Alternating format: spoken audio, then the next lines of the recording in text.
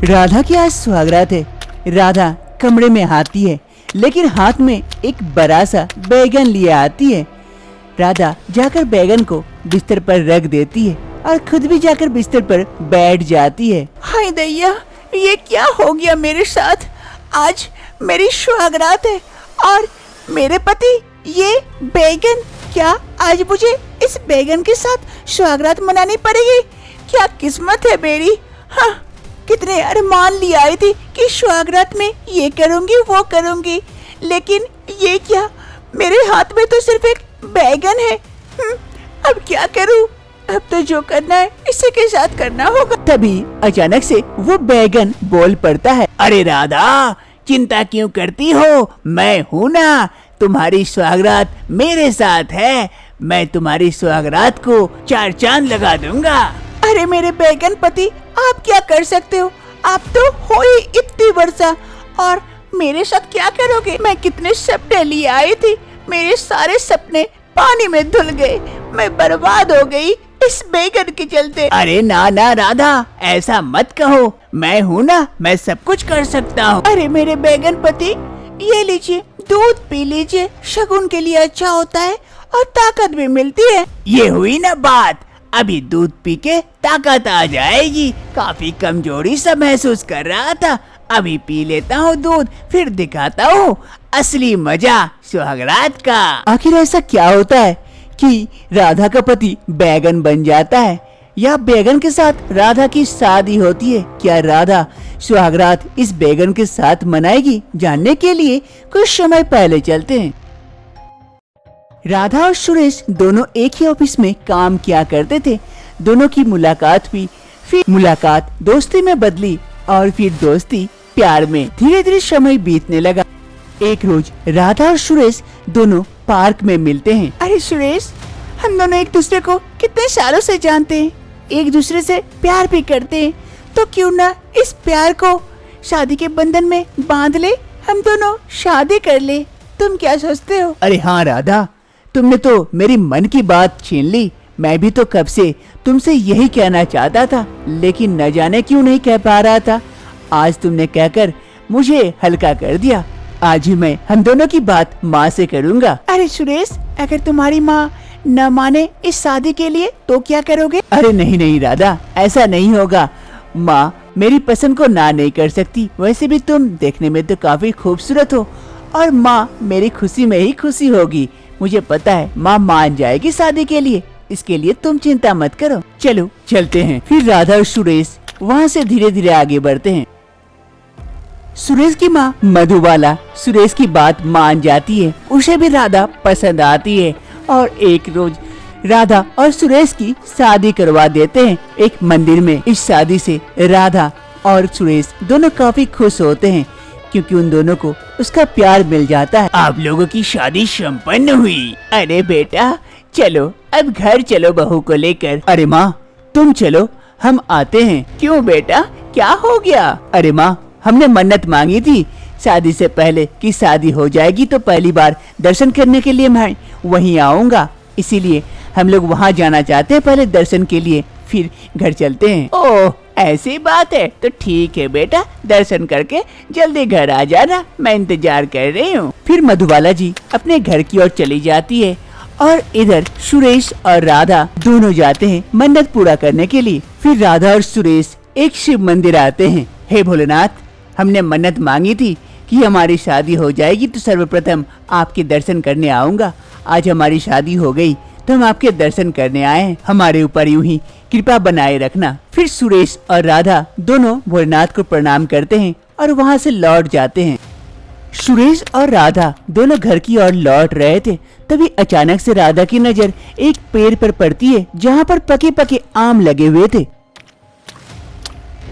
अरे सुरेश, देखो ना, उस पेड़ पे कितने पके पके आम लगे हुए हैं। मुझे लालच आ रही है, प्लीज मेरे लिए तोड़ के दो ना। अरे क्या राधा, घर में इतने सारे आम रखे हुए हैं और मुझे यहाँ मेहनत करवा रही हो? अरे यहाँ पर आम तोड़ के खाने का मजा ही कुछ और है। तुम तोड़ के दोगे या नहीं दोगे बताओ? ठीक है बाबा, ठीक है, देखता हूँ पत्थर कहाँ है।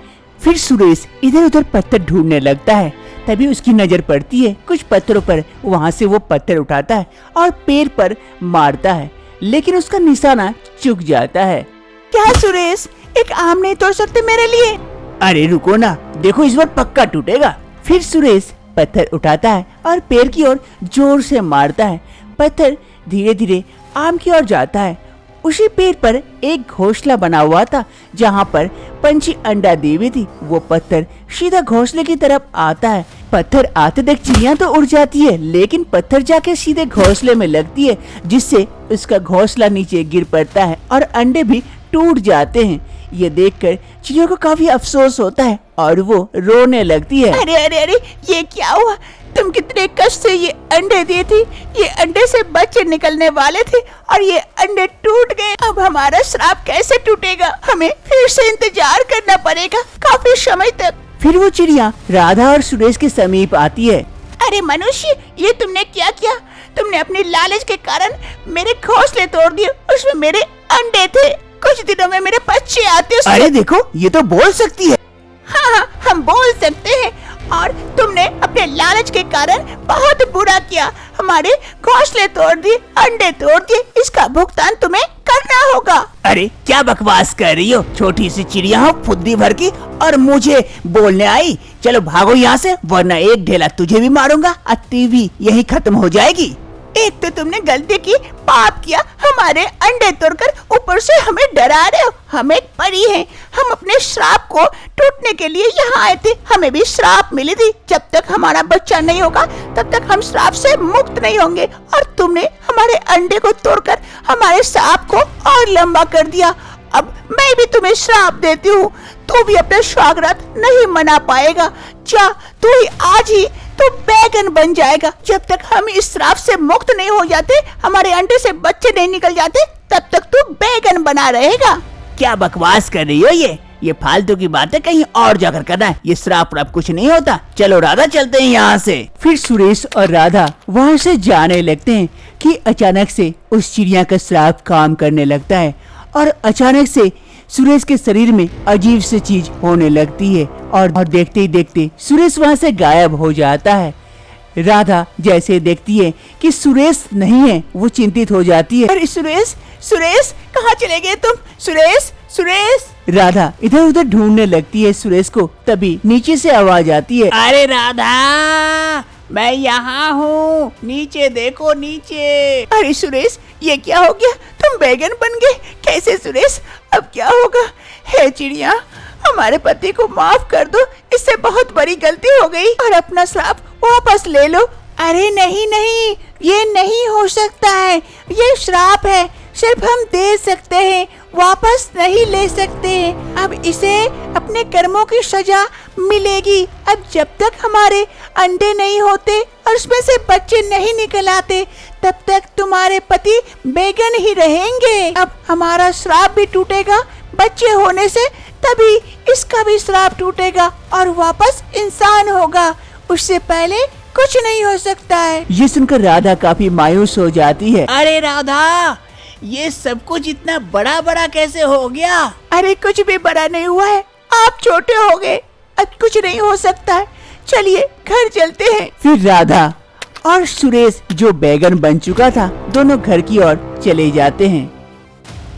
वर्तमान समय शादी की दूसरी सुबह रसोई में राधा काम कर रही होती है और उसका बैगन पति वहीं टेबल पर सोया हुआ था।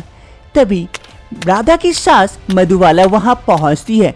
अरे बहू, क्या बना रही हो? अरे माँ जी, वो सब्जियाँ बनाने के लिए सब्जियाँ काट रही थी।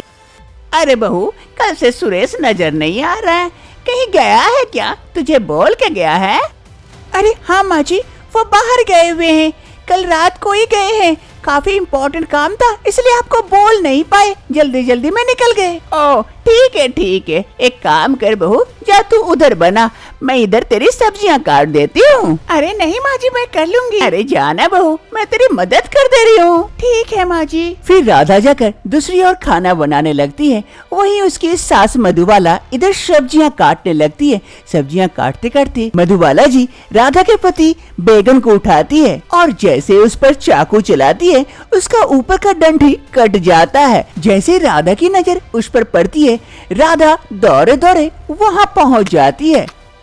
अरे माँ जी, रुकिए रुकिए रुकिए, माँ जी, अरे माँ जी रुक जाइए, मैं काट देती हूँ। राधा जल्दी से अपने पति को अपनी सास के हाथों से छीन लेती है। अरे बहू क्या हो गया, मैं तो काट ही रही थी। अरे माँ जी, आज मेरी पहली रसोई है ना, तो खाना तो मुझे ही बनाना चाहिए। आप जाके बैठिए, आराम कीजिए, मैं आपके लिए खाना बना के लेके आती हूँ। चल ठीक है, जैसी तेरी मर्जी, जल्दी से लेके आना, बड़ी भूख लगी है। फिर राधा की सास वहाँ से चली जाती है और इधर बैगन पति रोते रोते बोलता है, अरे राधा मुझे बचा के रखना, यहाँ बहुत शत्रु है, कभी भी मेरे साथ कुछ भी हो सकता है, काफी हमला होता है, कोई भी मुझे बना के खा सकता है, कोई भी भरता भी बना देगा, प्लीज मुझे बचा लेना, मैं इस दुनिया में सेफ नहीं हूँ। अरे हाँ बाबा हाँ, अब से मैं आपका खूब ख्याल रखूंगी, किसी के हाथ आने नहीं दूंगी और आपको बहुत अच्छे से रखूंगी, चिंता मत करिए। अब ऐसे ही दिन बीतने लगते हैं। राधा अब अपने बैगन पति को अकेला नहीं छोड़ती है और हमेशा अपने साथ रखती है और संभाल के रखती है। ऐसे ही देखते देखते 1 साल बीत जाते हैं। आज राधा और सुरेश की शादी की एनिवर्सरी थी। राधा केक लेके आई थी, उसका बैगन पति बिस्तर पर बैठा हुआ था। अरे सुरेश, 1 साल बीत गए देखते देखते, लेकिन तुम इंसान नहीं बने। मुझे नहीं लगता कि और तुम इंसान बन पाओगे। वो चिड़िया और बच्चा दी होगी, नहीं पता अब जिंदगी भर तुम ऐसे ही रह जाओगे। मुझे लगता है माँ जी को सब सच बता देना चाहिए, और कब तक मैं छुपा के रखूंगी। हर रोज कुछ न कुछ बहाना करके बोलते रहती हूँ, आज यहाँ गए हो, कल वहाँ गए हो, और मैं झूठ नहीं बोल पाऊंगी सुरेश। अरे राधा, नहीं ऐसा मत करो, माँ को मत बोलो सच्चाई, माँ सह नहीं पाएगी, ऐसा मत करो। चलो आज के दिन को तो सेलिब्रेट कर ले। अरे मैं तो चाकू लाना ही भूल गई, मैं चाकू लेके आती हूँ केक काटने के लिए। फिर राधा जाती है चाकू लाने के लिए, और इधर सुरेश जो बैगन बन चुका था, उसके शरीर में अजीब सी चीज होने लगती है, और देखते ही देखते बैगन फिर से सुरेश में बदल जाता है। वो वापस से इंसान बन जाता है। राधा चाकू लेके आती है, सामने सुरेश को देखकर काफी खुश हो जाती है। अरे सुरेश तुम वापस से इंसान बन गए, इसका मतलब उस चिड़िया ने आज बच्चा निकल गया अंडे से, वो चिड़िया का श्राप भी टूट गया और तुम्हारा भी। थैंक गॉड, आज हमारी एनिवर्सरी के दिन हमारा पति वापस मुझे मिल गया। अरे हाँ राधा, मैं 1 साल से बैगन बना हुआ था, आज इंसान बन के बड़ा अच्छा लग रहा है। माफ करना चिड़िया, उस दिन मुझसे बहुत बड़ी गलती हो गई थी, जिसकी सजा मैं भोग चुका हूँ, अब कभी भी ऐसी गलती नहीं करूँगा। सुरेश इंसान बन जाता है और इधर राधा भी काफी खुश होती है। फिर दोनों मिलकर केक काटते हैं और अपने एनिवर्सरी को सेलिब्रेट करते हैं और आगे की जिंदगी खुशी खुशी बिताते हैं।